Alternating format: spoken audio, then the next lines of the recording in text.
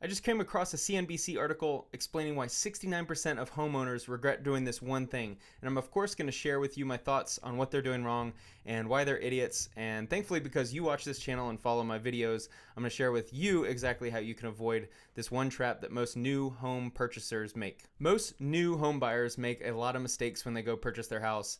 Most notably, that they typically will buy too much house. And that ties into exactly what we're going to see today. So let's dive into the computer and see what exactly they're talking about in this article. First off, this article is a little flawed in that they're only talking about people with unsecured debt. So unsecured debt, think mostly credit cards. So you're going to be dealing with people that just bought a house, which is typically the biggest purchase someone will ever make, and they have unsecured debt. If they have unsecured debt, then that means they have extra payments every month, which they probably didn't account for when they were looking to purchase that beautiful house that they fully deserved. The first sentence is basically the issue in a nutshell. They're finding it difficult to pay off their homes, and they wish they had saved up more money when they first purchased their house. If you're not running a business and that's personal debt, that's probably a spending issue, not so much an income issue or too much of a house issue. This will be dealing with people's personal finance, which is, of course, is a nightmare scenario for most Americans right now. 69% of people say they should have saved more money for their down payment. 52% of homeowners say their monthly mortgage payment is too high, even though, when you go to get a mortgage, you know exactly what your monthly payment is before you even sign on the dotted line. 29% owning a home stresses them out. 26% feel it's a burden to own a home. And 40% say they weren't aware of all their mortgage options. Now, that's okay. When you go first purchase, your first house, there are a lot of things you don't know, and unless you have someone like an investor really teaching you the process, you're not going to know. Unfortunately, most agents have no idea what they're doing, and they're just going to send you to a lender who's going to pigeonhole you into one option. It's funny, when you look at the homeowner regrets, the two highest numbers, 69 and 60%, is dealing with savings and personal finance. Essentially, is how much money do you have in reserves? How much money do you have put aside to handle anything happening that is unexpected?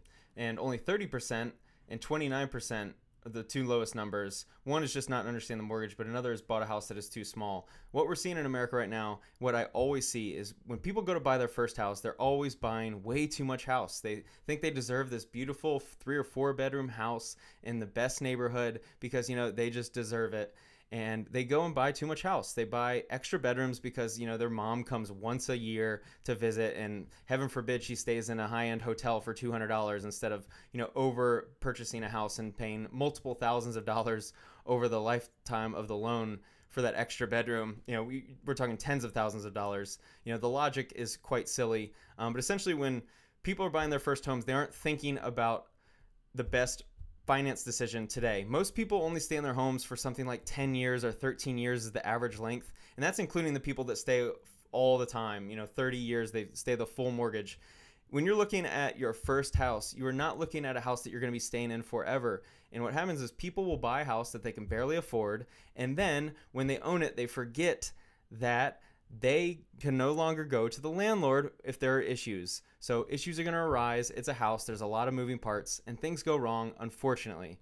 And when they do, sometimes the expense can be rather large, in the multiple hundreds of dollars to multiple thousands of dollars. In this sentence, saying 44% of homeowners say they had regrets about their home purchase. This is absolutely silly to me. I know that not everyone's like me. I'm a very unique case in that I purchase homes to get roommates and make a lot of money off of them.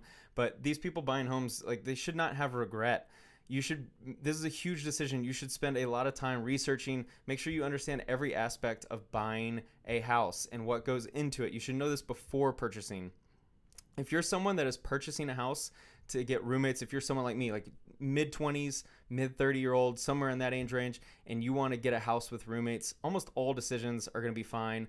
As long as you can get a couple roommates in, basically you can't overpay for a house. This is a very nuanced conversation, so I'm kind of skipping over a lot of the details here, but essentially you're going to be able to cover most of your mortgage with roommates if that's your goal. Now, I know that that's very few people, so I'm trying to stick to the majority of Americans who are buying and having issues purchasing their first house. But what I really think people should do with their first house is look to go very small. Even look at townhomes. Townhomes typically have an HOA, which you can look at as an expense, but it's also security in that most HOAs will cover the exterior of your property, especially if it's a good and solid HOA, which hopefully you'll be buying into. And what that allows is for a lot of the biggest purchases for you to not have to worry about as a new homeowner.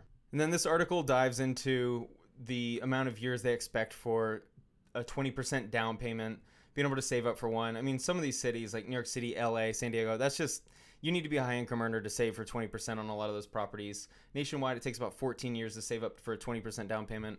Me personally, I think it's silly to even look at these numbers. The articles like this are really misleading. They really get you to buy into like this mania about not being able to afford homes, which is totally untrue. If you follow this channel, which I hope you do, I'm going to share with you so much wisdom on how you can get into houses and not have to deal with these rules that the banks put out, needing 20% and needing to save 14 to 20 years to get 20% down payment. Forget that.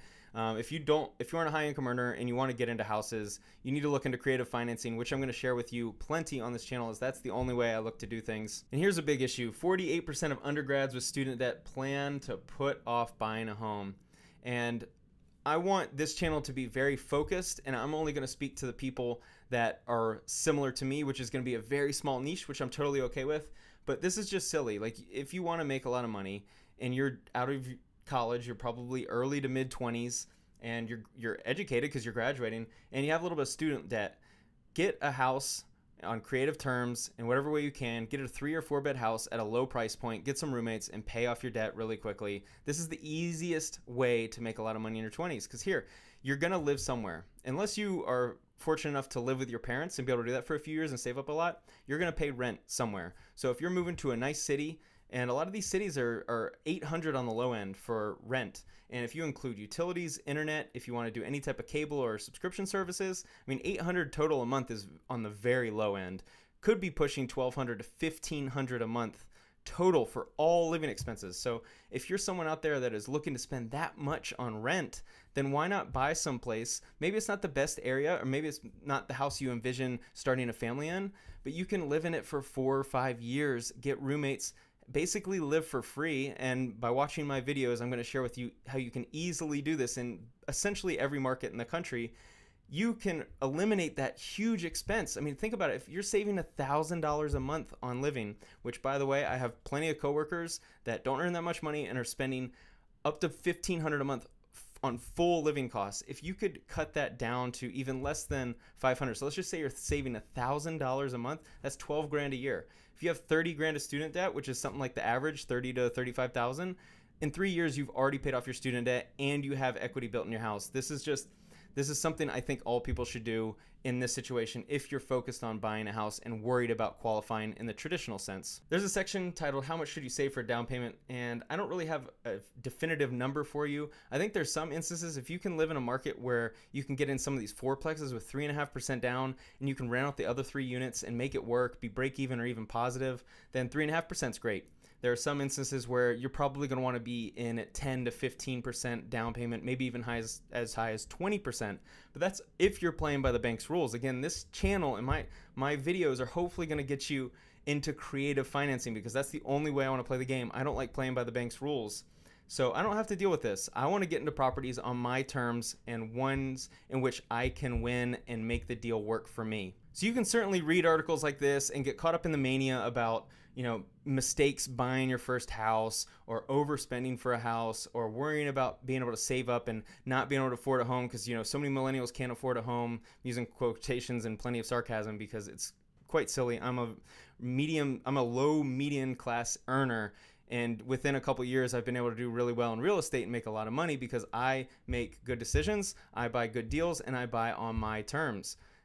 I can buy properties even as a low income earner. If you're someone out there who's maybe not a high income earner, you're in a similar position as me, watch my videos. I'm going to share with you plenty of creative financing tips, or just ask me. You can always email me or comment below, and I'll be glad to share with you exactly how to do it. To sum up this article, essentially, if you have unsecured debt, you should probably be paying that off first. Focus on personal finance, getting your expenses down as much as you can. If you have unsecured debt, focus on paying that off before you even worry about buying a house. There's going to be unexpected expenses no matter how you get into a house. When you get in one, you're going to buy a good house, a good deal, a good property, and get roommates, because you're following my videos. I know you're going to follow along with what I do. So your setup is going to be great, but you're going to want to have this debt paid off. That way you can have credit cards in the event that anything bad were to happen to the property. Recently, I've had plumbing issues. I've had to install $1,200 worth of solar screens on the back to help with the sun in Las Vegas. I've had multiple $100s of drywall here and there, leaks here and there, plumbing issues. So just in a few months, I've already racked up multiple thousands of dollars of expenses. And it's great if you have credit card availability, and you can have that if you pay off your unsecured debt before even purchasing the property, which it sounds like all these idiots, excuse me for being rude, if they would have done before purchasing a house, we wouldn't have had articles like this. Nearly 70% of homeowners having that issue. That is absurd. Thanks so much for watching. I really hope you got something out of this video. If you watched the whole way through, I hope you got a lot of value out of this. Make sure to go ahead and hit the like button. That'd be greatly appreciated. And leave a comment if you like the video, or if you disagree with anything that you saw or listened to. Please feel free to share. I'll be glad to have a good conversation with you. And make sure to subscribe so you can follow along on how I go from zero to financial independence in a very short amount of time. And I'm going to share with you exactly how I do it every step of the way.